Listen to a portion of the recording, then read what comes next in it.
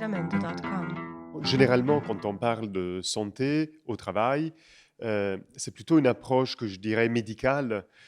où en réalité, derrière la question de la santé, ce dont on parle, c'est essentiellement de problématiques de pathologies professionnelles, de maladies professionnelles, de situations de rupture, en fait, de désinsertion. Voilà.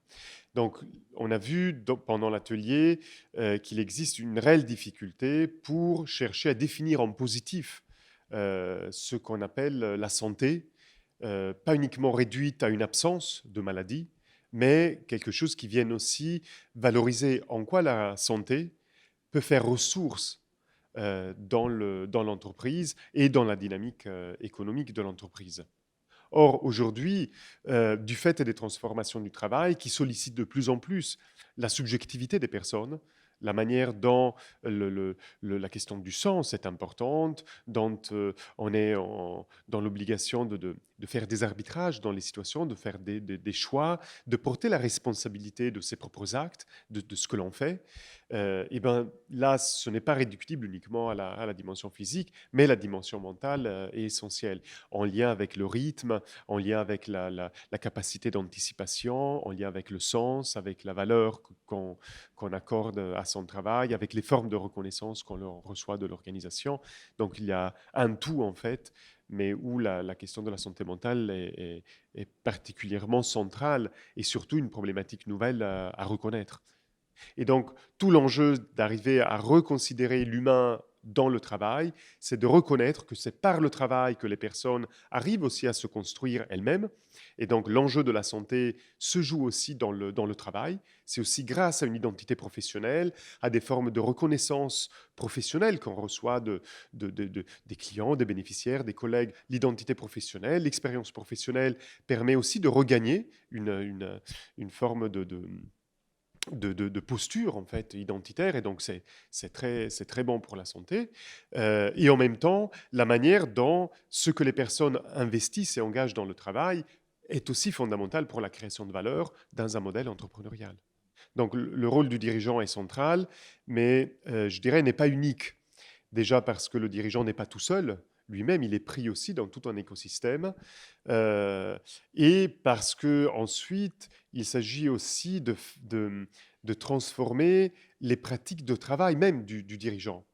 C'est-à-dire, ça ne relève pas uniquement d'une question de posture, de volonté.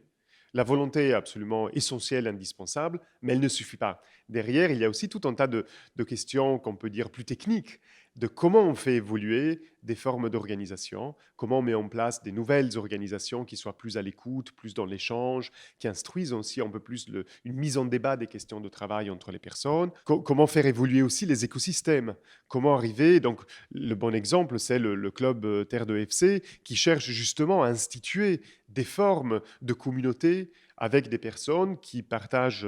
une même orientation, un peu idéologique, politique, mais qui ont besoin aussi de passer du temps, comme on le fait aujourd'hui, pour discuter, pour aller au fond des choses, pour faire avancer aussi des questions très techniques sur la manière de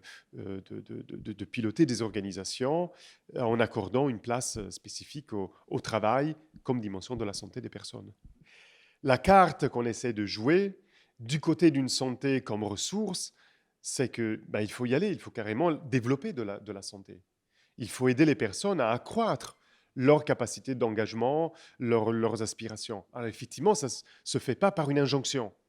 Et donc tout l'enjeu, c'est de créer les conditions